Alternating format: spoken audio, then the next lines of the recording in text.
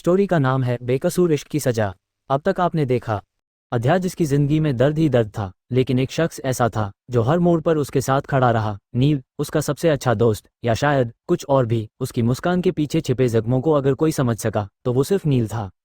लेकिन आज जब अध्या का फोन बजा और स्क्रीन पर दिखा वो नाम, उसकी आंखों में गुस्सा था और नील की नजरों में सवाल। क्या था वह सवाल? किसका कॉल आया था जिस पर अध्या इतना गुस्सा हो गई? अगर आपको अध्या और नील की कहानी में इमोशन, इश्क और सस्पेंस नजर आ रहा है तो प्लीज़ मुझे सपोर्ट कीजिए। मेरा चैनल डाउन हो चुका है, लेकिन आप लोगों का प्यार मुझे फिर से खड़ा कर सकता है। इस वीडियो को ज़्यादा से ज़्यादा शेयर करें ताकि इस कहानी की आग हर दिल तक पहुंचे। अगर आपको अध्या और नील की ये पहली मुलाकात पसंद आई हो तो मेरे चैनल को लाइक सब्सक्राइब ज़रूर कीजिए, क्योंकि अगली कहानी इससे भी ज़्यादा हॉट, रोमांटिक और दिल को छू जाने वाली होने वाली है। तो चलिए जानते हैं आगे की कहानी को, जहां इश्क के साथ एक राज भी खुलने वाला है। Chapter 6, don't touch me baby. अध्या को गुस्से में देख नील को कुछ समझ नहीं आया, इसलिए उसने फ़ोन की तरफ देखा तो उसे सब बात समझ आ गई। अध्या ने गुस्से के साथ कॉल पिक किया और बोली, अब क्या चाहिए तुम्हें? मुझे कॉल क्यों किया है? उधर से नितारा की हंसने की आवाज़ आए और बोली, दी आप गुस्सा क्यों कर रहे हो? आपकी छोटी बहन ने कितने प्यार से आपके पास फ़ोन किया है, आपको तो खुश होना चाहिए। अध्या अपने दांत पीसते हुए बोली, तुम जैसी छोटी बहन अगर हो तो मुझे दुश्मनों की कोई ज़रूरत नहीं है, इसलिए अब ये ड्रामा बंद करो और चुपचाप बताओ कॉल क्यों किया है। नितारा ने फिर कहा, दी एक्चुअली मैं आपको एक गुड न्यूज़ बताना चाह रही थी। गुड न्यूज़ सुनते ही अध्या के एक्सप्रेशन चेंज होने लगे। वो सख्ती से बोली, मुझे तुम्हारी गुड न्यूज़ सुनने में कोई दिलचस्पी नहीं है। आइंदा से मुझे फ़ोन मत करना। मुझे तुम लोगों के नामो जिक्र से भी नफरत है। ये कह अध्या कॉल कट करने को हुई, लेकिन नितारा ने जल्दी से कहा, अरे अरे दी, आप इतना हाइपर क्यों हो रहे हो? पहले सुन तो लो। मान लिया मैं आपकी बुरी बहन हूँ, लेकिन आप तो मेरी अच्छी बहन हो ना। आप जरूर मेरी इस गुड न्यूज़ से खुश होंगी, और मेरी गुड न्यूज़ ये है कि 3 दिन बाद मेरी सगाई होने वाली है, और आप तो जानती है ना मेरी सगाई राजपूत खानदान के सबसे बड़े बेटे से हो रही है। तो मैं आपको अपनी सगाई में इन्वाइट कर रही हूँ। अगर आप वहाँ आएंगी तो मुझे बहुत खुशी होगी। अध्या के चेहरे के सारे एक्सप्रेशन गायब हो गए। कॉल स्पीकर पर होने की वजह से नील भी ये सारी बातें सुन रहा था। नील ने पंछी को ऑलरेडी खेलने के लिए भेज दिया था। अध्या ने नील के तरफ देखा तो नील ने उसे आंखों से ही शांत रहने का इशारा किया और उसे हाँ बोलने को कहा। अध्या ये देख अपना सिर ना में हिलाने लगी तो नील ने उसे फोर्स किया। अध्या ने आखिर में कहा, अगर तुम मुझे इनवाइट कर रही हो तो मैं जरूर आऊंगी तुम्हारी सगाई में। नितारा इतराते हुए बोली, मुझे उम्मीद नहीं थी कि आप इतनी जल्दी मान जाओगे, लेकिन अगर आप मान गए हो तो टाइम पर आ जाना, वरना वहाँ आपको सिर्फ नौकरों की तरह झूठे प्लेट्स उठाने को मिलेंगे। वैसे आपको तो नौकरों वाले काम करने की आदत है, पहले आप यही तो किया करती थी, तो इसमें कोई शर्म वाली बात नहीं है। नितारा ने इंसल्टिंग वे में कहकर कॉल डिस्कनेक्ट कर दिया। अध्या अपने दांत पीसते हुए नील से बोली, नील देखा ना तुमने? और तुमने मुझसे हाँ कहने को क्यों कहा? तुम जानते हो ना कि नितारा सिर्फ मेरी इंसल्ट करने के लिए मुझे अपनी सगाई में बुला रही है। वो सिर्फ दिखाना चाहती है कि वो कितने रईस खानदान में शादी कर रही है, और तुम्हें पता है कि मैं इस वक्त इन सबसे दूर रहना चाहती हूँ और सिर्फ अपनी माँ की ज़मीन को वापस लेने के लिए प्लान बनाना चाहती हूँ। फिर तुमने ऐसा क्यों किया? अध्या को इतने गुस्से में देख नील ने उसे कंधे से पकड़ा और उसे शांत कराते हुए बोला, अध्या जस्ट काम डाउन। तुम्हें क्या लगता है नितारा ने तुम्हें किस पर्पज से कॉल किया होगा? अध्या चिढ़कर बोली, उसका पर्पज साफ है, वो सिर्फ मुझे जलाना चाहती है। वो सिर्फ मेरे आगे राजपूत खानदान में शादी होने के लिए शो ऑफ करना चाहती है। दैट्स इट, नील ने मुस्कुराते हुए कहा। जब तुम्हें ये बात पता है तो तुम इतनी हाइपर क्यों हो रही हो? तुम्हें तो इस बात का फ़ायदा उठाना चाहिए। अध्या ना समझी में बोली, तुम ये क्या बोल रहे हो? इसमें मैं कौन सा फ़ायदा उठा सकती हूँ? बल्कि अगर मैं उनकी सगाई में गई और गलती से मैं त्रिजल राजपूत की आंखों के सामने आ गई तो कहीं वो मुझे वापस से परेशान करना ना शुरू कर दे। मैं तो अभी उससे दूर ही रहना चाहती हूँ। नील ने अध्या को समझाते हुए कहा, अध्या तुम मेरी बात नहीं समझ रही हो। अगर नितारा ने तुम्हें आगे बढ़कर खुद से इनवाइट किया है तो ये तुम्हारे लिए बहुत अच्छा चांस होगा उसकी सगाई उसी वक्त तुड़वाने के लिए, क्योंकि हमें उसकी शादी को भी तुड़वाना है ना। तभी तुम अपनी माँ की ज़मीन को वापस ले पाओगी और अपनी आंखों से वहाँ सब कुछ देख पाओगी कि नितारा जितना कह रही है वो किस हद तक सही है। नील की ये बातें सुन अध्या शांत हो गई। उसने गहरी सांस लेते हुए कहा, यू आर राइट नील, मेरे लिए ये बहुत अच्छा मौका है। मैं इसे अपने हाथ से नहीं गंवाऊंगी, और जब मुझे ऑलरेडी पता है कि नितारा मेरे आगे शो ऑफ कर रही है तो मुझे उससे इतना चिढ़ना नहीं चाहिए, बल्कि इन सभी बातों का फ़ायदा उठाना चाहिए। नील ने कहा, दैट्स अ स्पिरिट, और अब तुम अपना मूड ठीक करो, हम बाहर डिनर के लिए चल रहे हैं। अध्या ने फिर अपना सिर हिलाया और पंछी को लेकर नील के साथ रेस्टोरेंट निकल गई। दूसरी तरफ साहनी विला में नितारा ने जब कॉल कट किया तो उसके पीछे उसकी माँ खड़ी थी। अपनी माँ को देखकर नितारा मुस्कुराते हुए बोली, मॉम आप यहाँ? नीति गुस्से से बोली, तुम्हारा दिमाग खराब हो गया है नितारा। नितारा कंफ्यूजन में बोली, मॉम व्हाट हैपेंड? मैंने ऐसा क्या कर दिया? नीति ने गुस्से के साथ उसकी बाजू को पकड़कर बोली, तुम उस बदचलन लड़की को अपनी सगाई में बुला रही हो? तुम्हें पता है ना कि सालों पहले क्या हुआ था, और अगर वो वापस से हमारी जिंदगी में आने की कोशिश करेगी तो हमारे सिर पर एक बार फिर से उसका बोझ आ जाएगा। मैं तो चाहती हूँ कि वो हम सब से जितना मर्जी हो उतना दूर रहे, और तुम उसे अपनी खुशियों में शामिल होने के लिए इन्वाइट कर रही हो। अपनी माँ की बात सुनकर नितारा शैतानी तरीके से मुस्कुराते हुए बोली, मॉम आप भी ना। आप मुझे खा जाने वाली नज़रों से देख रही थी। मुझे लगा कि आखिर मैंने ऐसा कौन सा गुनाह कर दिया। अपनी बेटी को इस तरह देख नीति कुछ समझ नहीं पाए और बोली, नितारा क्या चल रहा है तुम्हारे दिमाग में? आखिर तुम क्या करने की कोशिश कर रही हो? क्यों उस कर्मजली को वापस हमारी जिंदगी में लाने की कोशिश कर रही हो? तुम्हें पता है ना, अगर वो गलती से भी उसकी आंखों के सामने आई तो हमारे लिए प्रॉब्लम हो सकती है। हमने उस इंसान के सामने कितने मुश्किल से उस लड़की की सच्चाई छुपाई थी, वरना आज शायद वो उस तक पहुंच गया होता और तुम कभी उसकी ना हो पाती। ये सुन नितारा रिलैक्सिंग वे में बोली, कूल मॉम, ऐसा कुछ भी नहीं होगा, बल्कि मैं उसके सामने ही अपनी प्यारी अध्यादी को एक्सपोज कर दूंगी। और जहां बात रही उन्हें बुलाने की, तो मैंने जानबूझकर उसे इनवाइट किया है। आखिर वो भी तो देखें कि मेरी शादी राजपूत खानदान में हो रही है, और राजपूत खानदान के सबसे बड़े बेटे से, जिसके साथ पूरे मुंबई की लड़कियां शादी करने के सपने देखती है। आखिर में वो मेरा होने जा रहा है, मैं उसे दिखाना चाहती हूँ। ये सुन नीति ना समझी में बोली, आखिर क्या दिखाना चाहती हो तुम? नितारा इस बार गुस्से से बोली, क्योंकि सालों पहले जब हम कॉलेज में थे तो उस अध्या ने मेरे त्रिजल को किस करने की कोशिश की थी, और अब मैं उसे दिखाना चाहती हूँ कि वो सिर्फ किस ही कर सकती है। बाकी त्रिजल की पूरी बॉडी पर मेरा हक है, और वो हमेशा हमेशा के लिए मेरा और मैं उसकी होने जा रही हूँ। नितारा की आंखों के सामने 3 साल पहले का वो सीन आने लगा जब अध्या ने रैगिंग के चलते त्रिजल को किस किया था। उस वक्त नितारा को बहुत जलन हुई थी, और उसी पल से नितारा त्रिजल को चाहने लगी थी। वो त्रिजल को पाने की कोशिश कर रही थी, लेकिन काफ़ी वक्त तक ऐसा कुछ नहीं हो पाया था। लेकिन अब जब उसकी त्रिजल के साथ सगाई होने जा रही थी, तब वो अध्या को जलाने का एक भी मौका नहीं छोड़ना चाहती थी। जब नीति ने उसकी ये बात सुनी तब वो शांत हुई और मुस्कुराते हुए बोली, मानना पड़ेगा बेटा, तुम मेरी तरह ही बिल्कुल शातिर तरीके से चीज़ों को सोचती हो, वरना तुम्हारे बाप से तो मुझे कोई उम्मीद ही नहीं है। अगर तुम्हारे बाप का बस चले तो वो आज ही उस जमीन को उस कर्मजली को सौंप दें। नितारा मुस्कुराते हुए बोली, थैंक्स तो मुझे आपको बोलना चाहिए मॉम, क्योंकि आपकी वजह से ही तो मेरी शादी राजपूत खानदान में हो रही है। अगर आपने इतनी प्लानिंग ना की होती तो आज शायद ही मैं राजपूत खानदान तक जा पाती, so thank you so much. कहते हुए उसने प्यार से अपनी माँ को हक कर लिया। नीति ने भी अपनी बेटी को गले से लगा लिया। इधर दूसरी तरफ रात का वक्त होटल प्लाजा होटल के प्राइवेट एरिया में अध्या, नील और पंछी के साथ मौजूद थी।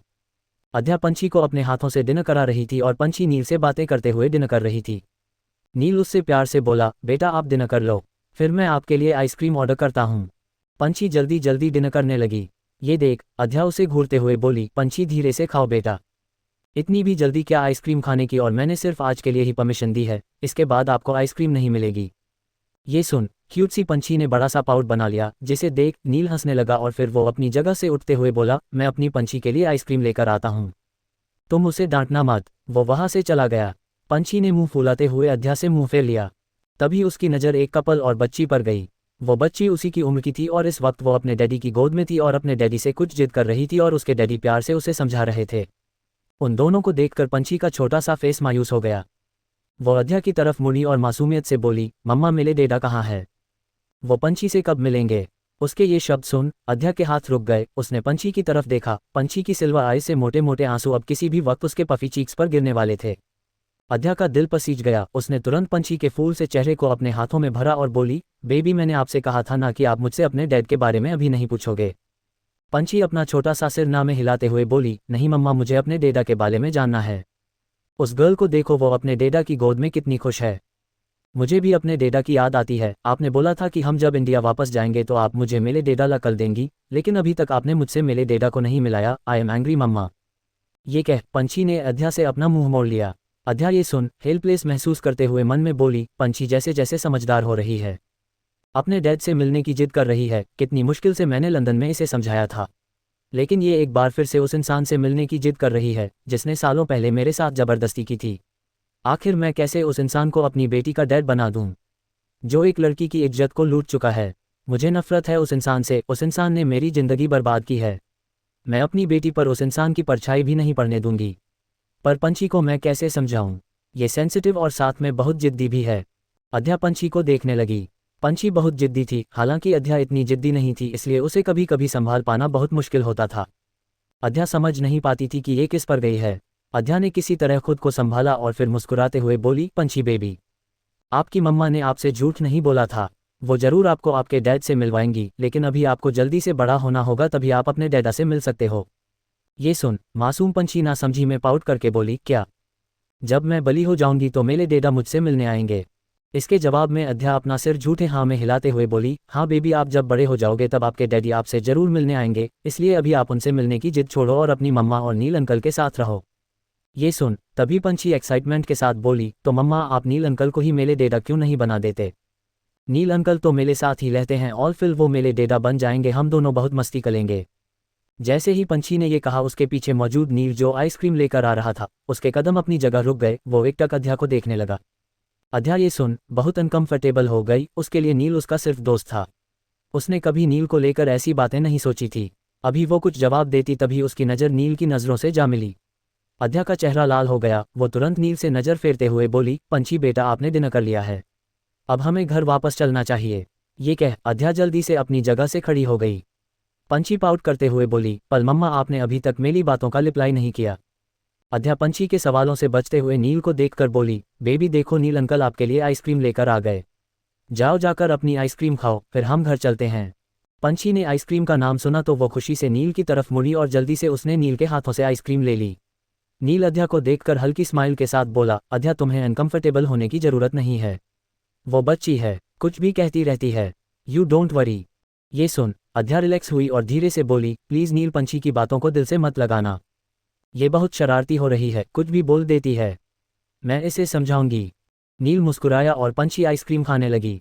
इधर राजपूत महल, उस बड़े से आलीशान महल के बाहर एक लंबी काली कार आकर रुकी। गार्ड ने तुरंत उस कार का गेट ओपन किया और त्रिजल अपने कोट की बटन खोलते हुए अपने तेज कदमों से अंदर की तरफ बढ़ा। त्रिजल के फेस पर इस वक्त कोई भी एक्सप्रेशंस नहीं थे। उसने महल के अंदर कदम रखा तो सामने मौजूद इंसान को देख उसके कदम अपनी जगह रुक गए और उसके चेहरे के एक्सप्रेशन सख्त हो गए। किसने देखा त्रिजल को? किस इंसान के बारे में नितारा और नीति बात कर रही थी? क्या अध्या को पता चलेगा कि कौन है आखिर पंछी का डैडा? जानने के लिए पढ़ते रहिए बेदर्दी से प्यार, चैप्टर 7 प्लीज छोड़ दीजिए। त्रिजल एक टक सामने की ओर घूरने लगा, जहां इस वक्त कल्याणी राजपूत सोफे पर बैठी उसे ही गुस्से से देख रही थी। कल्याणी अपनी कड़क आवाज में बोली, त्रिजल इतना देर क्यों कर दिए आने में? त्रिजल उसी एक्सप्रेशन के साथ बोला, दादी आपने मुझे यहाँ क्यों बुलाया? कल्याणी जी बोली, मेरे पास आओ। त्रिजल कुछ सेकंड तक उन्हें घूरा और फिर सोफे की तरफ अपने कदम बढ़ा दिया। कल्याणी गहरी सांस लेकर बोली, त्रिजल बेटा, मैंने तुम्हें इसीलिए यहाँ बुलाया है क्योंकि 3 दिन बाद तुम्हारी शादी है और अब मैं चाहती हूँ कि तुम महल में ही रहो, तुम्हें अपने विला जाने की कोई ज़रूरत नहीं है। त्रिजल बिना भाव के बोला, आई एम सॉरी दादी, पर मैं आपकी ये बात नहीं मान सकता। ये सुन कल्याणी ने गुस्से से कहा, लेकिन क्यों? आखिर अब तुम्हारी सगाई होने वाली है और ये सगाई इसी महल से होगी, तो तुम्हें अपने उस वीरान से विला में जाने की क्या ज़रूरत है? तुम्हें क्या तकलीफ है हमारे साथ रहने में? त्रिजल ने ठंडी आवाज में कहा, दादी मुझे इस शादी या सगाई में ही कोई इंटरेस्ट नहीं है, फिर आप सब यहाँ रहने की जिद क्यों कर रही है? कल्याणी नाराजगी से बोली, त्रिजल ये तुम कैसी बातें कर रहे हो? तुम्हें पता भी है तुम 27 साल की हो चुके हो, और अगर अब तुम शादी नहीं करोगे तो आखिर क्या हमारे उम्र में आकर शादी करोगे? त्रिजल ने अपने हाथों की मुट्ठी कसकर बंद कर लिया। तभी वहां कृपाल आए और उसके साथ एक एजेड औरत थी जो दिखने में काफी खूबसूरत लग रही थी। वो औरत त्रिजल को देख खामोशी से खड़ी रही। कृपाल सोफे पर बैठ गए और त्रिजल को देखते हुए बोले, त्रिजल बेटा, तुम्हारी दादी बिल्कुल ठीक कह रही है, अब तुम यहीं पर रहो, आखिर ये तुम्हारा ही घर है और तुम राजपूत खानदान के सबसे बड़े और काबिल बेटे हो। तुम्हारा ऐसे हम सबसे अलग रहना कुछ ठीक नहीं है। मीडिया तक अगर ये बात गई तो फालतू में वो मिर्च मसाला लगाकर इस बात को खींचने लगेंगे। हाँ में हाँ मिलाते हुए वो औरत भी हिचकिचाते हुए बोली, पापा जी बिल्कुल ठीक कह रहे हैं, अब अगर आपकी सगाई हो रही है तो आपको यही रुकना चाहिए। त्रिजल उस औरत को अपनी ठंडी निगाहों से घूरते हुए बोला, आपसे किसी ने राय नहीं मांगी? ये सुन कल्याणी गुस्से से बोली, त्रिजल ये तुम किस तरह अपनी माँ से बात कर रहे हो? क्या यही सिखाया मैंने तुम्हें? त्रिजल अपनी जगह से खड़ा होते हुए बिना एक्सप्रेशन कहा, माँ नहीं, सौतेली माँ है ये मेरी, इन्हें ये बात भूलना नहीं चाहिए। त्रिजल वहां से सीधे ऊपर अपने रूम की तरफ बढ़ गया। वही वो औरत जिसका नाम शिवांगी राजपूत था, त्रिजल राजपूत की सौतेली माँ थी। वो अपने आप को संभालते हुए बोली, हम डिनर की तैयारी करवाते हैं।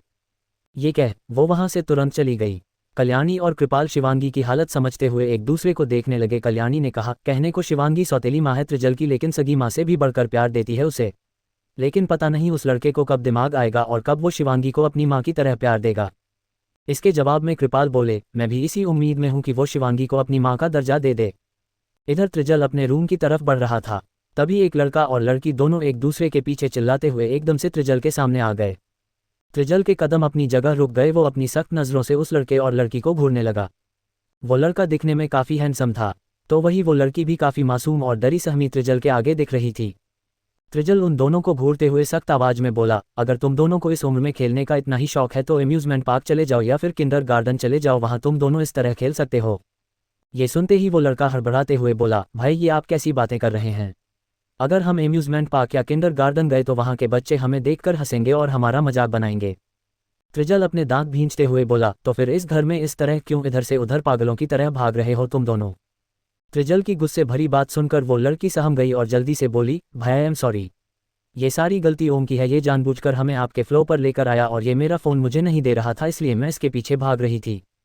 ये सुनकर ओम चिढ़ते हुए उस लड़की से बोला, सुकून तुम भाई के सामने कितनी जल्दी पलट गई? इससे पहले तुमने मेरे बाल खींचे थे तो मैंने तुम्हारा फ़ोन लिया था, ये भी तो बताओ। भाई से तुम सिर्फ मुझे ही डांट खिलाने पर लगी रहती हो। सुकून का भी मुंह बन गया। वो ओम को घूरते हुए बोली, ओह हेलो, तुमने आगे से मेरे बाल खींचे थे, तुम ही मुझे जानबूझकर परेशान करते हो, तभी मैंने तुम्हें मुक्का मारा था और अब मेरा फ़ोन दे दो। उन दोनों को त्रिजल बस एक टक घूरे जा रहा था। वो दोनों किसी बेवकूफ़ से कम नहीं लग रहे थे। त्रिजल अपने स्लीव्स फोल्ड करते हुए बोला, तुम दोनों को अपनी उम्र पता है? ओम और सुकून दोनों ने जल्दी से अपना सिर हाँ में हिला दिया और फट से ओम ने कहा, भाई मैं 25 साल का हूँ। और फिर सुकून भी झट से बोली, और भाई मैं 21 ईयर्स ओल्ड की हूँ। उन दोनों की बात पर त्रिजल अपने दांत भींचकर बोला, तो जब तुम दोनों इतने बड़े हो चुके हो फिर इस तरह बच्चों के जैसे क्यों लड़ते हो? और अगर लड़ने का इतना ही शौक है तो मेरे रूम से दूर जाकर लड़ाई करो और इस एरिया के आसपास भी मत आना, क्योंकि कुछ दिनों तक मैं यहीं रहने वाला हूँ। So do not disturb me. Trijal वहां से सीधे अपने रूम के अंदर चला गया। वहीं जैसे ही ओम और सुकून ने ये सुना कि त्रिजल कुछ दिनों तक वहां रहने वाला है, उन दोनों के चेहरे पर 12 बज गए। तो दोनों रोनी सी शक्ल के साथ एक दूसरे को देखने लगे और ओम बोला, ओह नो, इसका मतलब भाई यहाँ रहने वाले हैं। अब तो हमारी बैंड अच्छे से बजेगी, हम तो यहाँ ठीक से मस्ती भी नहीं कर पाएंगे। सुकून भी रोनी सी आवाज में बोली, हाँ ओम भाई, अब हम क्या करेंगे? भाई तो बहुत खड़ूस है, हम दोनों को ही उनसे बहुत डर लगता है।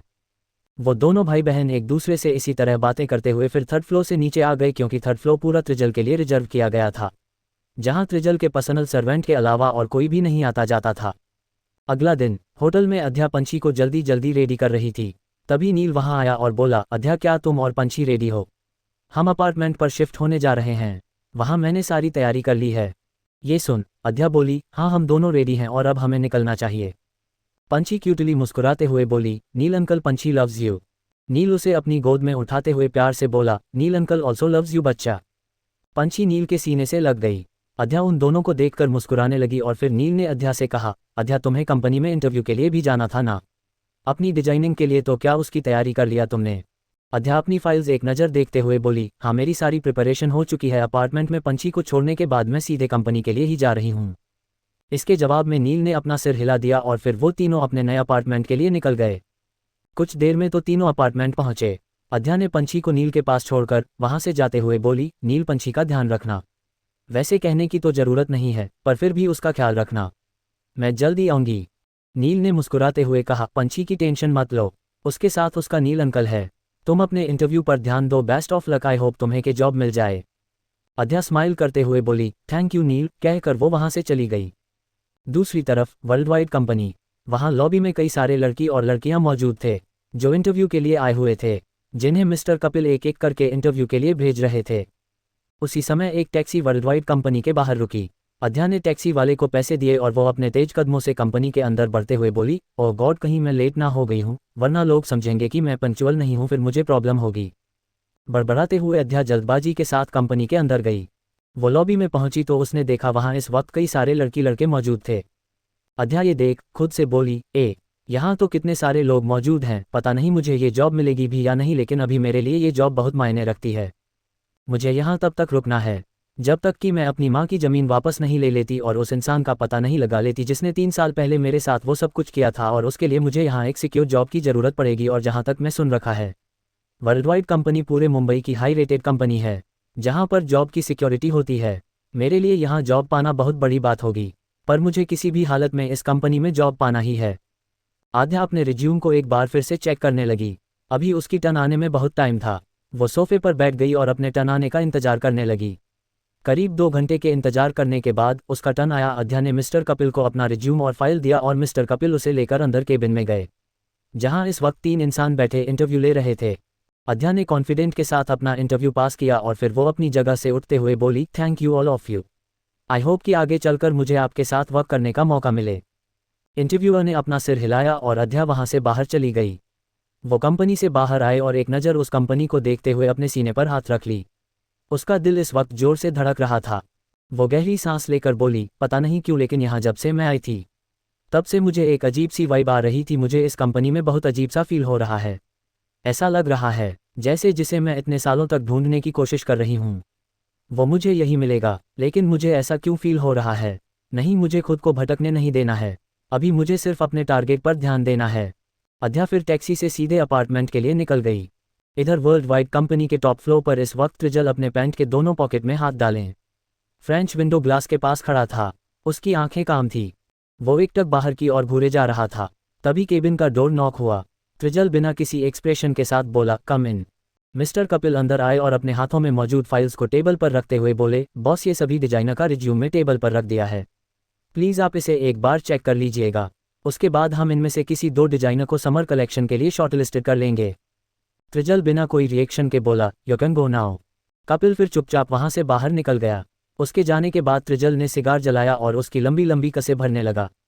कस भरते वक्त उसने अपनी आंखें बंद की और आंखें बंद करते ही उसके सामने किसी का चेहरा आया और किसी की महीन आवाज़ उसके कानों में गूंजने लगी। प्लीज़ छोड़ दीजिए, मैंने गलती से आपको किस किया था, मैंने जानबूझकर ऐसा कुछ भी नहीं किया। वो लोग मेरी रैगिंग कर रहे थे। शश, यू नो व्हाट बर्ड, तुमने ये चाहे गलती से ही क्यों ना किया हो, लेकिन त्रिजल राजपूत के होठों को छूकर बहुत बड़ी गलती कर दी है, जिसकी भरपाई तुम हर रोज अब इसी तरह करोगी। ये कह त्रिजल ने अद्या को लाइब्रेरी की दीवार की तरफ पुश किया और उसके होठों पर जबरदस्ती अपने होठ रख उसे चूमने लगा। तभी केबिन का डोर एक बार फिर नॉक हुआ और त्रिजल ने सख्ती के साथ अपनी आंखें खोल दिया। क्यों सोच रहा है त्रिजल अद्या के बारे में? क्या अद्या को मिलेगी वर्ल्ड वाइड कंपनी में जॉब? और क्या अद्या अपने मकसद में कामयाब हो पाएगी? जानने के लिए बने रहिए हमारे साथ इस वीडियो में। तो चलते हैं नेक्स्ट चैप्टर में। चैप्टर 8, लव यू मेरा बच्चा। त्रिजल पीछे की तरफ मुड़ा तो वहां एक इंसान अपने हाथ में एक फाइल लिए खड़ा था। त्रिजल उसे देखकर कोल्ड आवाज में बोला, व्हाट हैपेंड? उस इंसान ने जवाब दिया, बॉस हमें उनके बारे में कुछ इन्फॉर्मेशन मिली है। त्रिजल के एक्सप्रेशन बदल गए। वो अपनी चेयर की तरफ बढ़ा और चेयर पर लीन होकर बैठ गया। उस इंसान ने त्रिजल के सामने एक फाइल की और बोला, बॉस हमें इन्फॉर्मेशन मिली है कि वो शायद इंडिया में ही है।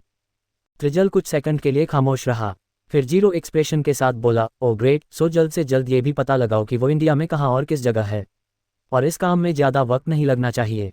इसके जवाब में उस इंसान ने कहा, यस बॉस, जल्दी हम ये भी पता लगा लेंगे। त्रिजल ने अपना लैपटॉप ऑन किया और उस आदमी को जाने का इशारा किया। वो आदमी फिर वहां से निकल गया। दूसरी तरफ अद्या जब अपने अपार्टमेंट पहुंची तब तक शाम हो चुकी थी। वो अपार्टमेंट के अंदर गई तो उसने देखा लिविंग एरिया में पंछी छोटी सी बॉल के साथ खेल रही थी। नील वहीं बैठा अपने लैपटॉप में काम कर रहा था। नील को देख अद्या ने मन में कहा, मेरी वजह से नील के काम में शायद इफेक्ट पड़ रहा है। मुझे लगता है कि कुछ वक्त के लिए मुझे नील को वापस लंदन जाने के लिए कह देना चाहिए, क्योंकि अभी तो मैं इन सब प्रॉब्लम्स को खुद ही टैकल कर रही हूँ। अगर कोई प्रॉब्लम होगी तो मैं वापस से नील को बुला लूँगी, लेकिन अभी मुझे नील को थोड़ा फ्री कर देना चाहिए। ये सोच अद्या लिविंग एरिया की तरफ पहुंची।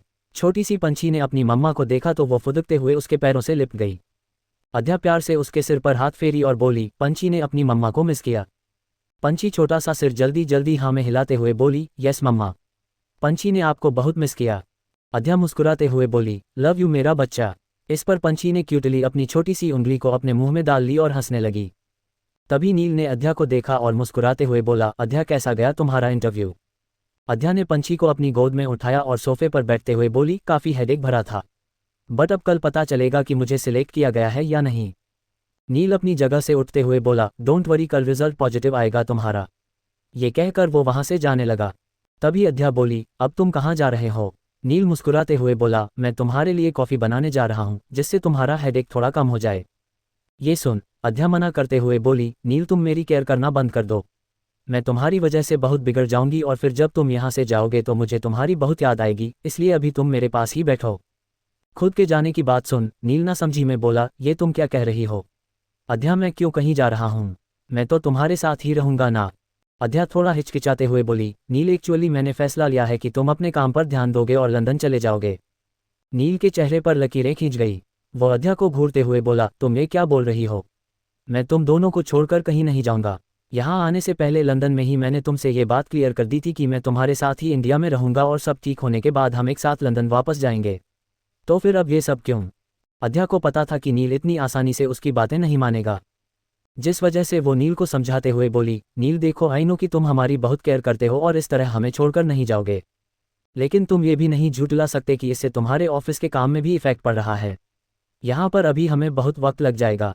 मैं तो अपना काम ढूंढ ही रही हूँ, लेकिन तुम्हारे पास तो तुम्हारी इतनी बड़ी कंपनी है।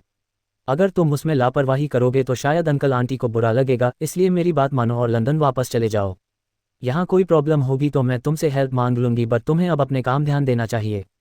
अद्या की ये बातें सुन नील कुछ देर के लिए खामोश हो गया। उसने फिर कुछ सोचते हुए कहा, अद्या मैं तुम्हारी बात समझ रहा हूँ। मैं लंदन वापस चला भी जाऊंगा, लेकिन यहाँ पंछी का कौन ध्यान रखेगा? तुम जॉब पर ध्यान दोगी और उन सब से बदला लेने के बारे में सोचोगी। इन सब के बीच पंछी बहुत अकेली पड़ जाएगी, उसके लिए भी तो कोई होना चाहिए ना, इसलिए प्लीज़ ये सब बातें अब छोड़ दो। मैं कहीं नहीं जाऊंगा। इसके जवाब में अद्या बोली, नील तुम्हें पंछी की फिक्र करने की ज़रूरत नहीं है। तुमने ऑलरेडी हम दोनों के लिए बहुत कुछ किया है और अब तुम कुछ अपने लिए भी सोचो। जहाँ बात रही पंछी का ख्याल रखने की, तो मेरी यहाँ एक दोस्त कृषा है, मैं उसे बुला लूँगी। वैसे भी उसने आज मेरे पास कॉल किया था, वो पूछ रही थी कि मैं इंडिया आई या नहीं, तो वो मेरी इसमें हेल्प करेगी। तुम तो ऑलरेडी कृषा के बारे में जानते हो, मैंने तुम्हें उसके बारे में सब बताया था। नील फिर पंछी की तरफ देखकर मायूसी से बोला, पंछी बेटा तुम्हारी मॉम बहुत हार्टलेस है, उनसे मेरी खुशी देखी नहीं जाती, वो मुझे आपसे दूर कर रही हैं। मैं आपकी मॉम से बात नहीं करूँगा। नील की ऐसी बात सुनकर अद्या स्माइल करते हुए बोली, नील तुम भी ना बिल्कुल पंछी के जैसे ड्रामा करते हो, बट ट्रस्ट मी नील, मैं खुद तुम्हारे साथ यहाँ बहुत खुश हूँ, लेकिन तुम्हें अपने ऑफिस पर भी ध्यान देना होगा। आखिर में नील ने फिर गहरी सांस लेते हुए कहा, ऑलराइट, वैसे भी डैड के कई सारे कॉल्स आ रहे थे, तो मुझे लंदन एक बार जाकर देखना पड़ेगा। बाकी मैं जल्दी वापस आऊँगा और अगर यहाँ कोई भी प्रॉब्लम हो तो तुम तुरंत मेरे पास कॉल करोगी, वरना फिर मुझसे बुरा कोई नहीं होगा। अद्या मुस्कुराते हुए बोली, डोंट वरी नील, मैं जरूर तुम्हारे पास कॉल करूँगी, आखिर इस दुनिया में तुम्हारे अलावा मेरा कोई अपना कोई भी नहीं है। कहकर वो थोड़ा इमोशनल हो गई, मगर अगले ही पल उसने नील से कहा, वेल अब जाकर अपनी पैकिंग करो, मैं तुम्हारे और पंछी के लिए स्नैक्स रेडी करती हूँ। ये कह अद्या अपने रूम की तरफ बढ़ गई। इधर पंछी जो सब कुछ सुन रही थी, वो पाउट करके नील के पास आए और बोली, नील अंकल क्या आप हमें छोड़कर जा रहे हो? नील प्यार से बोला, किसने कहा नील अंकल आपको छोड़कर जा रहे हैं? नील अंकल आपको और आपकी मम्मा को कभी नहीं छोड़ेंगे, बस अभी कुछ इंपॉर्टेंट काम की वजह से मुझे यहाँ से जाना पड़ रहा है, पर मैं जल्दी ही अपनी क्यूट सी पंछी के पास वापस आ जाऊँगा। ये सुन पंछी क्यूटली स्माइल करने लगी। अद्या कुछ देर में फ्रेश होकर बाहर आए और स्नैक रेडी करने लगी। नील अपनी पैकिंग करने चला गया और पंछी अभी भी खेल रही थी। अद्या ने कुछ देर में पास्ता रेडी किया और बोली, पंछी नील अंकल के साथ आओ, स्नैक रेडी है। पंछी जल्दी से भागते हुए डाइनिंग एरिया में आए और अपनी चेयर पर चढ़ने की कोशिश करने लगी। पंछी गोलू मोलू और चबी थी, वो जल्दी से चढ़ नहीं पाती थी। अद्या ने उसे चेयर पर ठीक से बिठाया और उसके साइड में बैठ गई। नील भी आकर चेयर पर बैठ गया और तीनों पास्ता खाने लगे। तभी पंछी सॉस की तरफ अपने हाथ बढ़ाने लगी, जिसे देख अद्या उसे रोकते हुए बोली, पंछी वो टोमेटो सॉस है और आपको टोमेटो से एलर्जी है ना, तो आप उसे मत लो, मैं आपको दूसरा केचप देती हूँ। अद्या ने उसे दूसरा केचप दिया। तभी नील ने कुछ सोचते हुए कहा, अद्या मुझे एक बात समझ नहीं आती, तुम्हें तो कोई एलर्जी नहीं है, तो फिर पंछी को कैसे एलर्जी हो सकती है? ये सुन अद्या चुप हो गई और वो एकटक पंछी को देखने लगी। उसे टोमेटो से एलर्जी नहीं थी, लेकिन पंछी को टोमेटो से एलर्जी थी, जो कि शायद हो सकता था कि उसके डैड की वजह से ही थी। अद्या को किसी सोच में गुम देख नील ने कहा, क्या हुआ अद्या, तुम क्या सोचने लगी? अद्या ने फिर बात बदलते हुए कहा, वैसे नील तुम्हारी फ्लाइट कब की है? नील ने जवाब दिया, कल सुबह की है। अद्या दूसरी बातें नील से करने लगी। अगले दिन नील लंदन के लिए जा चुका था और अद्या ने अपनी दोस्त कृषा को भी कॉल करके अपने अपार्टमेंट बुला लिया था, जो कुछ ही देर में आने वाली थी। अद्या इस वक्त पंछी को ब्रेकफास्ट करा रही थी कि तभी उसका फ़ोन रिंग हुआ। अद्या ने फ़ोन पर नंबर देखा और कॉल पिक किया। उधर से आवाज़ आए, क्या आप मिस अद्या बात कर रही हैं? अद्या ने जवाब दिया, यस अद्या स्पीकिंग।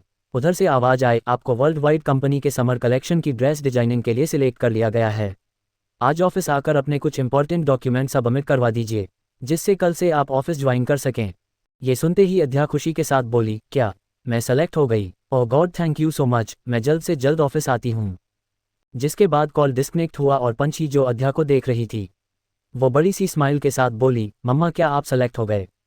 अद्या ने उसे अपने सीने से लगा लिया और बोली, ये इस बेबी आपकी मम्मा को सेलेक्ट कर लिया गया है और अब मैं ऑफिस जा रही हूँ। आप यहाँ अपनी कृषा आंटी के साथ अच्छे से रहना, उन्हें तंग मत करना, वो कुछ ही देर में यहाँ आ जाएंगी, ओके? पंछी ने क्यूटली अपना सिर छोटा सा सर हाँ में हिला दिया। अध्या रेडी होने चली गई। वो जब रेडी होकर आई तो कृषा वहां आ चुकी थी और वो पंछी के साथ खेल रही थी। कृषा ऑलरेडी वीडियो कॉल पर पंछी से बात किया करती थी, जिस वजह से पंछी उसके साथ एकदम कंफर्टेबल थी। अध्या स्माइल करते हुए बोली, कृषा तुम पंछी को संभाल लेना, मैं शाम तक घर वापस आऊंगी। कृषा मुस्कुराते हुए बोली, जाओ, और आज से पंछी सिर्फ तुम्हारी बेटी नहीं मेरी बेटी भी है, क्योंकि ये बहुत ज़्यादा क्यूट है। वीडियो कॉल पर मैं इसे देखा करती थी, पर वीडियो कॉल से भी ज़्यादा ये रियल में एडोरेबल और क्यूट है। इसे तो मैं अडॉप्ट कर लूँगी।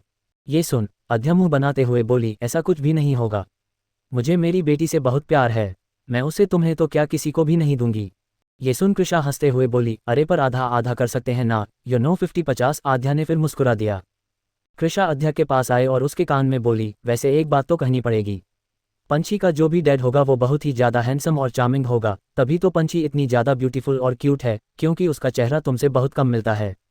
सबसे ज़्यादा तो उसकी सिल्वर आइज प्यारी है। उसकी ऐसी बातें सुन अध्या को समझ नहीं आया कि वो इसका क्या जवाब दे। उसने अपनी नज़र नीचे झुका ली तो कृषा फिर हंसते हुए बोली, और डोंट बी शाय, अभी तक तो तुमने उस इंसान को देखा भी नहीं है, लेकिन देखो कैसे नाम से शर्मा रही हो। ये सुनते ही अध्या उसे घूरते हुए बोली, ऐसा कुछ भी नहीं है, बल्कि मैं तो उस इंसान से नफरत करती हूँ। उस इंसान की वजह से मेरी लाइफ बर्बाद हुई है, तो तुम ज़्यादा सपने मत देखो। फिर अध्या ने पंछी के गाल किस करते हुए कहा, अब मम्मा जा रही है, अपना ख्याल रखना। अध्या वहाँ से वर्ल्ड वाइड कंपनी के लिए निकल गई। उसके जाने के बाद कृषा ने पंछी के साथ मस्ती करना स्टार्ट किया। इधर कुछ देर में अध्या वर्ल्ड वाइड कंपनी पहुंची। वो इस वक्त अपनी फाइल्स को देखते हुए चल रही थी, पर तभी वहां कुछ हलचल होने लगी। कई सारे गार्ड्स कतार में कंपनी के अंदर आने लगे। ये देख अध्या कुछ समझ नहीं पाए और वो जल्दी से साइड होने लगी। सभी एम्प्लॉयज वहां मौजूद अपने सिर झुकाए खड़े हो गए। ये देख अध्या ने धीरे से एक एम्प्लॉय से कहा, यहाँ क्या हो रहा है और आप सब अपना सिर क्यों झुका रहे हैं। उस लड़की ने जवाब दिया, क्या तुम यहाँ नहीं आई हो।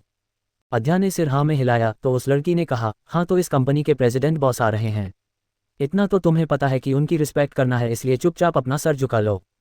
ये सुन कि उस वर्ल्ड वाइड कंपनी का प्रेसिडेंट बॉस इस रास्ते से गुजरने वाला था, अध्या थोड़ी एक्साइटेड हो गई।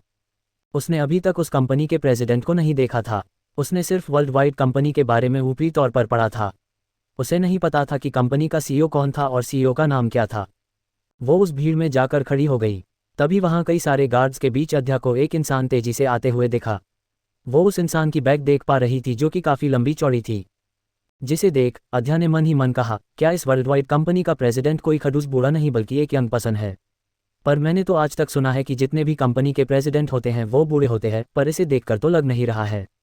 वो उस इंसान की शक्ल देखने की कोशिश करने लगी, लेकिन वो देख नहीं पा रही थी क्योंकि वो गार्ड्स के बीच घिरा था। वही त्रिजल अपने हैंड वॉच की तरफ घूरते हुए अपने असिस्टेंट से कोल्ड आवाज में बोला, समर कलेक्शन के लिए मॉडल रेडी है। जिसके जवाब में असिस्टेंट ने चलते हुए जल्दी से कहा, येस बॉस, वो सभी शूटिंग लोकेशन पर है। त्रिजल ये सुन पर्सनल लिफ्ट की तरफ बढ़ गया। वो लिफ्ट के अंदर आया और अब वो सामने की तरफ मुड़ा। अध्या जो भीड़ के बीच खड़ी थी उसकी नज़रें त्रिजल की सिल्वर आइज को देखने लगी। वो उन सिल्वर आइज को देखकर अपनी जगह जम गई। उसी वक्त लिफ्ट का दरवाजा बंद हो गया। वहां फिर सभी एम्प्लॉय अपने काम पर जाने लगे। अध्या शॉक्ड एक्सप्रेशन के साथ धीरे से बोली, ये आंखें मुझे इतनी जानी पहचानी क्यों लगी। ये सिल्वर आइज तो बिल्कुल उसी इंसान के जैसी है। कहीं इस कंपनी का प्रेसिडेंट वही तो नहीं।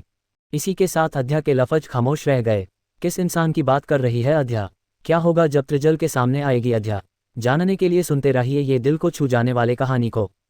चेन्नई आमना सामना। अब आगे। अध्या अभी भी चुपचाप उसी तरह खड़ी थी और कुछ देर पहले देखी उन सिल्वर आंखों को याद कर रही थी। उसने अपने मन में कहा, क्या मैं जो सोच रही हूँ वो बिल्कुल सही है या फिर मैं गलत डायरेक्शन में जा रही हूँ? कहीं वो इंसान कोई और हुआ तो? क्योंकि दुनिया में कई सारे लोगों की सिल्वर आइज होती हैं। जरूरी नहीं कि ये वही इंसान हो जो सालों पहले मुझे कॉलेज में इतना परेशान किया करता था। उसके जिक्र से आज भी मुझे डर लग जाता है। ओह गॉड प्लीज़ ये वो इंसान ना हो, वरना मेरा यहाँ काम करना मुश्किल हो जाएगा। अध्या अभी खड़ी थी कि वहाँ एक तकरीबन 28 साल का लड़का आया और अध्या को देखकर बोला, हेलो क्या आप फर्स्ट डिजाइनर है? अध्या चौंक गई और बोली, यस मैं ही हूँ, लेकिन क्या हुआ? इस पर वो लड़का मुस्कुराते हुए बोला, हेलो मेरा नाम विशाल है और मैं सेकंड डिजाइनर हूँ। 2 लोगों को समर कलेक्शन की डिजाइनिंग के लिए सिलेक्ट किया गया है, तो पहले आप है और दूसरा मैं हूँ। हम दोनों एक साथ इस प्रोजेक्ट पर काम करने वाले हैं। अध्या ये सुन अपना सिर हिलाए और मुस्कुराते हुए उस इंसान से हाथ मिलाए, जिसके बाद फिर विशाल और वो अंदर की तरफ बढ़े। वो जब अंदर लॉबी में आए तो वहाँ मिस्टर कपिल मौजूद थे और कुछ एम्प्लॉय से बात कर रहे थे। मिस्टर कपिल की नज़र अध्या और विशाल पर गई तो वो उनकी तरफ बढ़े। मिस्टर कपिल ने उन दोनों से कहा, वेलकम, हमें खुशी हुई कि आप दोनों को इस प्रोजेक्ट में शामिल किया गया और अब हम एक टीम में रहकर इस प्रोजेक्ट पर अपना बेस्ट देंगे। अध्या मुस्कुराते हुए बोली, ये सर, मैं अपना 100% इस प्रोजेक्ट पर दूंगी और आपको शिकायत का मौका नहीं दूंगी। मिस्टर कपिल बोले, अगर आप मेरे साथ रहकर कोई गलती भी करेंगे तो कोई बात नहीं, मैं उसे टॉलरेट कर लूंगा, पर हमारे प्रेसिडेंट सर उसे टॉलरेट नहीं करेंगे, इसलिए मेक श्योर करिए कि जब आप दोनों उनके साथ मौजूद हो और उनके पास काम कर रहे हो तो कोई गलती ना हो, बाकी मैं सारी चीज़ संभाल लूंगा। अध्या थोड़ा हिचकिचाते हुए बोली, मिस्टर कपिल, क्या आप मुझे प्रेसिडेंट सर के बारे में कुछ बता सकते हैं? मिस्टर कपिल ने अध्या को गौर से देखा और बोले, क्या आपको प्रेसिडेंट सर के बारे में कुछ पता नहीं है? अध्या अपना सिर ना में हिलाते हुए बोला, नहीं, एक्चुअली मैंने बहुत जल्दी में इंटरव्यू के लिए अप्लाई कर दिया था, इसलिए मैं उनके बारे में कुछ जान नहीं पाई थी, मुझे उनके बारे में नेचर वाइज जानना था। अध्या ये कहते हुए मन में बोली, मुझे बस उस इंसान को पूरी तरह देखकर कंफर्म होना है कि कहीं ये वही तो नहीं है जिसके बारे में मैं सोच रही हूँ, क्योंकि अगर ये वही हुआ तो फिर प्रॉब्लम होगी, इसलिए मैं पहले ही कंफर्म हो जाती हूँ, जिससे मेरे लिए ज़्यादा सही होगा। वही मिस्टर कपिल अध्या की ऐसी बातें सुन मुस्कुराते हुए बोले, कोई बात नहीं, अभी आप सब शूटिंग लोकेशन पर जाने ही वाले हैं, वहाँ पर बॉस आएंगे तो आप उनसे मिल भी लीजिएगा और उनके बारे में करीब से जान भी लीजिएगा। मिस्टर कपिल की ये बात सुन अध्या फिर शांत हो गई और मन में बोली, तो शूटिंग लोकेशन पर वो इंसान भी आने वाला है, वेल मुझे एक बार तो उससे मिलना ही पड़ेगा, क्योंकि मुझे खुद से कंफर्म होना ही है। अध्या ने अपना सिर हिला दिया। फिर मिस्टर कपिल विशाल से बात करने लगे और उन दोनों को लेकर शूटिंग लोकेशन पर चले गए, जो कि ऑफिस के बैक एरिया की तरफ बनाया गया था। स्विमिंग पूल एरिया के तरफ ही 2 मॉडल मौजूद थी जो कॉस्ट्यूम्स ट्राई कर रही थी। अध्या जब मिस्टर कपिल और विशाल के साथ वहां पहुंची तो उसने चारों तरफ अपनी नजरें घुमाई। अभी वहां सिर्फ 2 मॉडल ही मौजूद थी, जिसे देख अध्या बोली, मिस्टर कपिल, प्रेसिडेंट सर तो यहाँ कहीं नहीं दिख रहे हैं। इसके जवाब में मिस्टर कपिल ने कहा, वो कुछ देर में आने वाले हैं, तब तक आप सब अपना अपना काम समझ लीजिए। मिस्टर कपिल विशाल और अध्या को काम समझाने लगे। अध्या भी फिर अपने काम में मशरूफ हो गई, वहां मॉडल कॉस्ट्यूम ट्राई करने लगी। तभी कुछ देर बिता था कि वहां कुछ हलचल महसूस होने लगी। सभी गेट की तरफ देखने लगे, जहां कुछ गार्ड्स अंदर की तरफ आ रहे थे। मिस्टर कपिल ने सभी से स्ट्रिक्ट टोन में कहा, बॉस इज कमिंग, सभी रेडी रहिए, आप सबके कामों को बॉस एक बार एनालाइज करेंगे और कोई भी गलती नहीं निकलनी चाहिए, क्योंकि आप सबको बॉस का नेचर अच्छे से पता है और जो यहाँ पर न्यू है वो भी जल्द ही यहाँ के सारे रूल एंड रेगुलेशन को जान ले, जिससे उन्हें यहाँ काम करने में अच्छी समझ मिलेगी। विशाल ने अपना सिर हिलाया तो वही अध्या इस वक्त उन मॉडल के पास थी, जिस वजह से उसने अभी उन पर ध्यान नहीं दिया था। एक मॉडल ने अध्या को ऊपर से नीचे तक देखा और धीरे से बोली, क्या यही डिजाइनर हमारे समर कलेक्शन के लिए कॉस्ट्यूम डिज़ाइन करेगी जिसे हम पहने वाले हैं? इसके जवाब में दूसरी ने नाक चढ़ाते हुए कहा, मुझे भी यही न्यूज़ मिली है। वेल, ये कहीं से डिजाइनर लगती तो नहीं है, खुद इतने सिंपल कपड़े पहने हुए हैं, ये हम जैसी इंटरनेशनल मॉडल के लिए क्या ही कपड़े डिज़ाइन करेंगी। अध्या कुछ कपड़ों के ड्राफ्ट को देख रही थी, उसके कानों में उन मॉडल की आवाज़ गई, जिसे सुन वो हल्की सी स्माइल के साथ उनकी तरफ मुड़ी और बोली, आपने वो कहावत नहीं सुनी, डोंट जज a book by its cover, और बाकी मेरे डिज़ाइन किए गए कपड़े कैसे होते हैं ये आपको कुछ वक्त बाद खुद ही पता चल जाएगा। अध्या की ये बात सुन वो दोनों मॉडल चुप हो गई और फिर उन सब की नज़र गेट की तरफ बढ़ गई, जहां पर इस वक्त त्रिजल अपने फ़ोन पर कुछ स्क्रॉल करते हुए अंदर की तरफ आ रहा था। मॉडल त्रिजल को देखकर आहें भरने लगी और एक ने बोला, ओ गॉड प्रेसिडेंट सर कितने हॉट है ना, मैं तो इस कंपनी की मॉडल बनने के लिए इतनी बेताब थी कि मैंने बिना कॉन्ट्रैक्ट पढ़े ही उस पर साइन कर दिया था, क्योंकि प्रेसिडेंट सर जैसे बॉस इस प्रोजेक्ट को लीड कर रहे हैं। इससे बड़ी बात और क्या ही हो सकती है, मुझे तो उनके करीब आने का कितना अच्छा मौका मिलेगा। दूसरी भी त्रिजल के लुक को देखकर मदहोशी से बोली, यू आर राइट यार, you know what president sir कितनी लड़कियों के हॉट ट्रोब है, मैं तो उनकी एक नज़र के लिए ही तड़पती रहती हूँ। इस पर दूसरी मॉडल ने कहा, लेकिन अफसोस वो हमें देखते ही नहीं है, पता नहीं कौन सी लड़की की किस्मत इतनी अच्छी होगी जिन्हें प्रेसिडेंट सर जैसा इंसान मिलेगा, मैं तो उससे बहुत जालिस हो रही हूँ। अध्या उन दोनों की बातें सुन रही थी और वो भी त्रिजल को देखने के लिए मुड़ी, लेकिन तभी वो दोनों मॉडल अध्या को पीछे करते हुए खुद आगे आए और त्रिजल के आगे आकर खड़ी हो गई। वही अध्या अचानक से पीछे धकेले जाने पर गुस्से से चिढ़ गई और उन दोनों मॉडल को घूर कर देखने लगी। वो इस वक्त स्विमिंग पूल के बेहद नज़दीक आ चुकी थी। वही मिस्टर कपिल त्रिजल से कुछ बात कर रहे थे। त्रिजल ने अपने सनग्लासेस उतारे और वो एक नज़र चारों तरफ घुमाते हुए कोल्ड आवाज़ में बोला, मैं एक बात सबको क्लियर कर देना चाहता हूँ, हर साल हमारी world wide company international level पर डिजाइनिंग के लिए परफॉर्म करते हैं और हर बार हमारी कंपनी को बेस्ट पोजीशन मिलती है, इसलिए मुझे इस बार भी अपनी कंपनी का बेस्ट पोजीशन चाहिए। मुझे नहीं पता इसके लिए आप सब क्या करेंगे, लेकिन मेरे काम में कोई भी गलतियां नहीं निकलनी चाहिए, वरना आप सब जानते हैं अगर वर्ल्ड वाइड कंपनी से आपको निकाला गया तो बाहरी दुनिया की कोई भी कंपनी आप सबको हायर नहीं कर सकती, इसलिए ऑनेस्ट होकर इस प्रोजेक्ट पर काम कीजिए और अपना बेस्ट रिजल्ट दीजिए। Am I clear to all of you? Trijal की ऐसी गर्म बातें सुनकर सभी ने अपना सिर जल्दी जल्दी हिला दिया। वही अध्या जो अभी भी त्रिजल को देखने की कोशिश कर रही थी, उसके कानों में जब त्रिजल की आवाज़ गई तो उसे वो आवाज़ काफ़ी जानी पहचानी लगी, जिससे उसका दिल और भी ज़्यादा धड़कने लगा। और अभी वो आगे कुछ भी कहती तभी उसका पैर अपने कपड़ों में फंसा और वो लड़खड़ाते हुए जैसे ही टेबल को पकड़ने की कोशिश करने लगी, वो सीधे स्विमिंग पूल में जा गिरी। पुल में छप की आवाज़ से वो जोर से चिल्लाए, आ आ आ। किसी के पुल में गिरने की आवाज़ से सभी चौंक गए और तुरंत पुल की तरफ देखने लगे, जहां इस वक्त अध्या के सिर्फ हाथ दिख रहे थे और वो बुरी तरह पानी में छटपटा रही थी। स्विमिंग पूल काफ़ी गहरा था। अध्या को स्विमिंग नहीं आती थी, वो अपने हाथ पैर को लगातार पूल में चलाए जा रही थी। वही मिस्टर कपिल ये देखकर जल्दबाजी में बोले, कोई बचाओ उसे। त्रिजल बिल्कुल जीरो एक्सप्रेशन के साथ उस लड़की के हाथ को घूर रहा था और उसने बिना कोई रिएक्शन दिए एक बार फिर से ग्लासेस लगा लिए। वो फिर वहां से जाने के लिए घूम गया, लेकिन तभी उसके कानों में एक आवाज़ गई, प्लीज़ बचाओ मुझे, मेरी हेल्प करो, मैं डूब जाऊंगी, प्लीज़ हेल्प। उस आवाज़ को सुनते ही त्रिजल के कदम जो बढ़ रहे थे वो रुक गए और दूसरे पल उसने अपने ग्लासेस उतारे। वो पुल को एक टक घूरने लगा। तभी अध्या ने एक झटके के साथ अपना चेहरा ऊपर की तरफ उठाया और वो सांस लेने की कोशिश करने लगी। उसका चेहरा त्रिजल के आंखों के सामने था।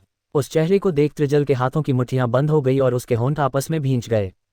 अध्या भी अपनी धुंधली आंखों से सामने त्रिजल को देखने लगी और सुस्त आवाज में बोली, प्लीज़ बचाओ मुझे, मुझे स्विमिंग नहीं आती, प्लीज़ हेल्प। मिस्टर कपिल गुस्से से चिल्लाते हुए बोले, क्या तुम सबके अंदर ह्यूमैनिटी नाम की चीज़ नहीं है? वो डूब रही है, तुम उसे बचाने भी नहीं जा सकते। वो अध्या को बचाने के लिए पूल में कूदने के लिए आगे बढ़े, लेकिन दूसरे ही पल उन्हें किसी और के पुल में कूदने की आवाज़ आई। सभी हैरानी से उस इंसान को देखने लगे जो इंसान अभी अभी पुल में कूदा था और त्रिजल को पुल के अंदर देख सब शॉक्ड हो गए। इधर त्रिजल ने दूसरे ही पल अध्या को कमर से होल्ड किया और उसके हाथ को पकड़कर स्विम करते हुए साइड में आने लगा। अध्या जिसे लग रहा था कि वो अब मर जाएगी, अचानक से किसी के खींचे जाने पर वो अपनी शॉक्ड आंखों से उसे देखने लगी और जैसे ही उसने त्रिजल को अपने इतने करीब देखा तो उसने शॉक्ड होकर कसकर अपनी आंखें बंद कर ली थी। त्रिजल अध्या को लेकर स्विमिंग पूल के दूसरे साइड आया और उसे लेकर पुल से बाहर निकल गया। वहीं बाकी सब ये सब कुछ देख रहे थे और मिस्टर कपिल भी कुछ समझ नहीं पाए।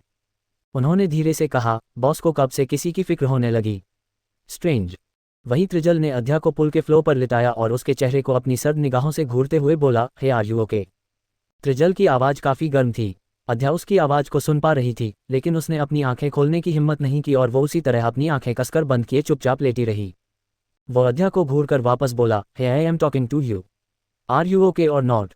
अध्या ने फिर भी कोई जवाब नहीं दिया। त्रिजल ये देख गुस्से से उसे घूरने लगा। तभी वहां मिस्टर कपिल आए और जल्दबाजी में बोले, बॉस को टॉवल दो और मिस अध्या को जल्द से जल्द क्लिनिक लेकर जाओ। त्रिजल ने अपना सिर घुमाया और वो मिस्टर कपिल को घूरते हुए कोल्ड आवाज में बोला, क्या नाम है इसका? मिस्टर कपिल नासमझी में बोले, बॉस इनका नाम मिस अध्या है। त्रिजल अब सीधा खड़ा हुआ और एकटक अध्या के चेहरे को घूरने लगा। अध्या उसकी नज़रें खुद पर महसूस कर पा रही थी, जिस वजह से वो मन ही मन रोते हुए बोली, ओ गॉड, मेरी किस्मत बुरी थी ये तो मैं जानती थी, लेकिन इतनी बुरी थी ये मुझे आज पता चल रहा है। ये डेस्टिनी मेरे साथ क्या क्या खेल खेलती है, मुझे एक बार फिर से उस इंसान के सामने लाकर पटक दिया जिस इंसान से मैं सालों पहले बचती फिरती थी। अब मैं क्या करूंगी? अध्या अभी भी बेजान की तरह लेटी रही वहीं। त्रिजल वहां से बिना कुछ कहे चला गया। मिस्टर कपिल को त्रिजल बहुत अजीब लगा, लेकिन उन्होंने फिर अध्या को क्रू मेंबर के साथ क्लिनिक भिजवा दिया और फिर खुद त्रिजल के पीछे चले गए। अंडिस्को, कैसे बचेगी अध्या अब त्रिजल से? क्या करेगा त्रिजल अब अध्या के साथ? जानने के लिए बने रहना होगा हमारे साथ, तभी ना आपको पता चलेगा कि आगे क्या होता है। तो चलिए चलते हैं नेक्स्ट चैप्टर की ओर। चैप्टर 10, मुझे सेड्यूस करो। क्लिनिक में अध्या इस वक्त बेड पर बैठी हुई थी। फीमेल डॉक्टर उसका चेकअप कर रही थी। पास में विशाल भी खड़ा था और वो थोड़ी शर्मिंदगी के साथ बोला, अध्या आई एम सो सॉरी, मैं तुम्हें बचाने के लिए पूल में कूदने ही वाला था, लेकिन तभी प्रेसिडेंट सर तुम्हें बचाने के लिए कूद गए। अध्या जो अपने में ही गुम थी, वो विशाल की बात से अपना सिर नामे हिलाते हुए बोली, नहीं, तुम्हें माफ़ी मांगने की कोई ज़रूरत नहीं है। वो सब इतनी जल्दी हुआ कि किसी को कुछ भी समझने का मौका नहीं मिला। ये सुन विशाल ने फिर डॉक्टर से कहा, डॉक्टर अब अध्या कैसी है? डॉक्टर ने जवाब दिया, अध्या इज ऑलराइट, बस हाथ में स्वेलिंग आ गई है, जिस पर ऑइंटमेंट लगाएंगे तो ठीक हो जाएगा। ये सुन विशाल ने अपना सिर हिलाया। अध्या फिर डॉक्टर से बोली, थैंक यू डॉक्टर। इसके बाद वो वहां से विशाल के साथ बाहर निकली। तभी विशाल ने कहा, अध्या तुम्हारे कपड़े अभी भी गीले हैं, मुझे लगता है कि तुम्हें आज घर चले जाना चाहिए।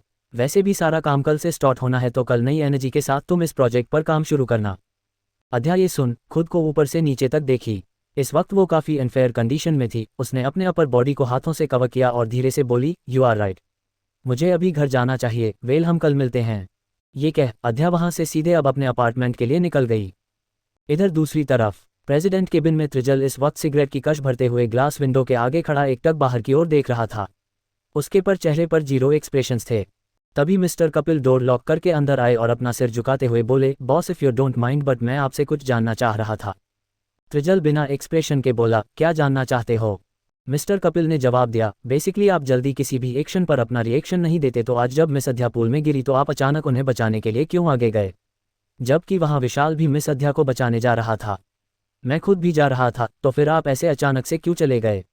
ये बात मुझे समझ नहीं आई। त्रिजल कुछ सोचकर बोला, वो लड़की किस प्रोजेक्ट पर काम कर रही है? मिस्टर कपिल ने देखा कि त्रिजल ने उसकी बातों को इग्नोर कर दिया, जिस वजह से फिर उन्होंने भी कहा, वो समर कलेक्शन की डिजाइनिंग प्रोजेक्ट पर काम कर रही है। त्रिजल के चेहरे पर एक मिस्टीरियस एक्सप्रेशंस आ गए। वो टेढ़ा मुस्कुराते हुए बोला, मेक श्योर करो कि ये प्रोजेक्ट अब ज़्यादा से ज़्यादा एक्सटेंड हो जाए। ये सुनकर मिस्टर कपिल हैरान हो गए और ना समझी में बोले, बॉस सॉरी पर आप ये क्या बोल रहे हैं? आपने तो कहा था कि ये प्रोजेक्ट हमें बस 1 ही महीने में ख़त्म करना है और आपके पास इस प्रोजेक्ट की डेडलाइन थी, और अब आप अचानक से इस प्रोजेक्ट की टाइमलाइन बढ़ाने की बात कर रहे हैं। मुझे ये कुछ समझ नहीं आया। त्रिजल कोल्ड आवाज में बोला, यहाँ बॉस कौन है? मिस्टर कपिल हिचकिचाहट के साथ बोले, बॉस ऑब्वियसली आप है। त्रिजल सख्ती से बोला, so do as I said, am I clear? Trijal की बात पर मिस्टर कपिल ने तुरंत अपना सिर हिलाया और बोले, ऑलराइट बॉस, जैसा आप कहें। ये कहकर वो वहां से चले गए। त्रिजल ने दूसरी सिगरेट जलाई और उसकी कश लेते हुए टेढ़ी स्माइल के साथ बोला, सालों बाद आखिरकार तुम एक बार फिर मेरे सामने आ ही गई। पर काफ़ी वक्त लगा दिया तुमने, मुझे लगा मुझे सेड्यूस करने के बाद तुम मेरे आगे पीछे घूमोगी, लेकिन तो तुम गायब हो गई। ये कह त्रिजल कुछ सेकंड के लिए रुका और फिर कोल्ड आवाज में बोला, काफ़ी गट्स है तुम्हारे अंदर, मेरे साथ उस रात गेम खेलकर तुम फिर से सामने आ गई। वेल, अब मैं तुम्हें अपने पिंजरे में कैद कर लूंगा बर्ड, हा हा हा। ये शब्द कहते हुए त्रिजल डेविल की तरह हंसने लगा। उसकी हंसी उसके केबिन में गूंज रही, जो काफ़ी सस्पिशियस लग रही थी। इधर दूसरी तरफ कुछ ही देर में अध्या अपने अपार्टमेंट पहुंची। वो जब अंदर गई तो उसने देखा कृषा सोफे पर बैठी अपने लैपटॉप में कुछ काम कर रही थी।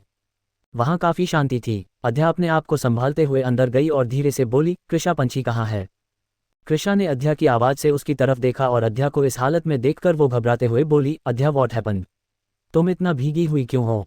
आज तुम्हारा फर्स्ट डे ऑफिस का था ना, क्या तुम्हें वहां किसी ने परेशान किया? और तुम्हारा चेहरा भी उतरा हुआ है। इस पर अध्या कांपती हुई आवाज में बोली, मैं ठीक हूँ, बस आज का डे काफ़ी हेडेक भरा था तो इसलिए मैं टायर्ड लग रही होगी। इस पर कृषा ने कहा, लेकिन तुम्हारे कपड़े क्यों भीगे हुए हैं? क्या बाहर बारिश हुई थी? लेकिन मौसम तो आज बिल्कुल ठीक था। अध्या रूम में जाते हुए बोली, हाँ मैं बारिश से नहीं भीगी हूँ, वो एक्चुअली आज कुछ प्रॉब्लम हो गई थी, मैं फ्रेश होने के बाद बताती हूँ। कृषा ये कंडीशन देख खुद से बड़बड़ाई, अध्या मुझे कुछ अजीब सी लग रही है। आई होप ऑफिस में सब कुछ ठीक रहा हो। इधर अध्या ने फ्रेश होकर चेंज किया और मिरर के सामने आकर खड़ी हो गई। उसने खुद के गीले बालों को ड्राई से सुखाया और खुद को एकटक मिरर में देखने लगी। देखते देखते उसकी आंखें नम हो गई। वो धीरे से बोली, जिस चीज़ से मैं भागती रही आखिर फिर उस इंसान के सामने आकर खड़ी हो गई। अब मैं क्या करूंगी? वो इंसान वही त्रिजल राजपूत है जिसने कॉलेज में मेरा जीना हराम कर दिया था। अध्या कुछ रुककर गहरी सांस लेकर बोली, उस इंसान ने मुझे उस कॉलेज में चैन से जीने नहीं दिया और अब मैं उसी के ऑफिस में काम कर रही हूँ। वो तो फिर से मुझे नहीं छोड़ेगा। उसे तो शुरू से मुझे लेकर यही गलतफहमी है कि मैं जानबूझकर उसके करीब आने की कोशिश करती हूँ और मैं उसे सेड्यूस करती हूँ, जबकि सच्चाई तो कुछ और ही थी। लेकिन वो इंसान मानने को तैयार ही नहीं था। कहीं वो मुझे यहाँ भी उसी तरह परेशान ना करें, वरना मैं किस तरह अपने दुश्मनों से बदला लूंगी। और अब तो मेरे पास मेरी पंछी भी है, मुझे उसकी भी केयर करनी है। ओह गॉड, मेरी लाइफ में इतनी प्रॉब्लम्स क्यों दी आपने? ये कह अध्या बेड पर बैठ गई। उसने अपनी आंखें बंद की। तभी अचानक से उसके दिमाग में एक बात आई और वो चौंकते हुए बोली, वेट, जब मैं त्रिजल के सामने थी तब त्रिजल ने मिस्टर कपिल से मेरा नाम पूछा था, तो क्या इसका मतलब मैं त्रिजल को याद नहीं हूँ? कहीं वो मुझे भूल तो नहीं गया? फिर वो एक्साइटमेंट के साथ बोली, वाह, अगर ऐसा हुआ है तब तो मेरे लिए बहुत अच्छी बात है, क्योंकि उस बात को बीते लगभग 3 साल हो गए हैं और 3 साल पहले मैं बहुत अलग थी और अब मेरा लुक पूरी तरह चेंज हो गया है। शायद इसीलिए वो मुझे पहचान नहीं पाया। अब ठीक है, मैं उसके सामने ऐसी बनकर रहूंगी जैसे मैं अध्या हूं ही नहीं। और रही बात मेरे नाम की, तो अध्या नाम की कई सारी लड़कियां होती हैं, वो नाम से मुझे उस तरह नहीं पहचान पाएगा। वैसे भी वो इतना हैंडसम है, उसके आगे पीछे कई सारी लड़कियां घूमती रहती हैं, वो मुझ पर इतना ध्यान नहीं देगा। और अब जब वो मुझे नहीं पहचानता तो मेरे लिए बहुत अच्छा रहेगा। अध्या के चेहरे पर खुशी साफ दिख रही थी। उसे यकीन हो गया था कि त्रिजल ने उसे देखकर भी नहीं पहचाना था, क्योंकि सालों पहले वो बिल्कुल बहन जी टाइप लड़की दिखती थी, लेकिन अब वो पूरी तरह चेंज हो चुकी थी। इस वजह से उसे यकीन हो गया था कि त्रिजल उसे देखकर भी नहीं पहचान पाया था और अब वो उस कंपनी में 1 महीने तक आराम से सर्वाइव कर लेगी। अध्या रूम से बाहर निकली। वो हाल में गई तभी कृषा उसके पास कॉफ़ी का मग बढ़ाते हुए बोली, लो इसे पियो और अब बताओ मुझे क्या हुआ है। अध्या सोफे पर बैठ गई और कॉफ़ी का सिप लेते हुए बोली, कृषा तुम त्रिजल राजपूत को तो जानती हो ना।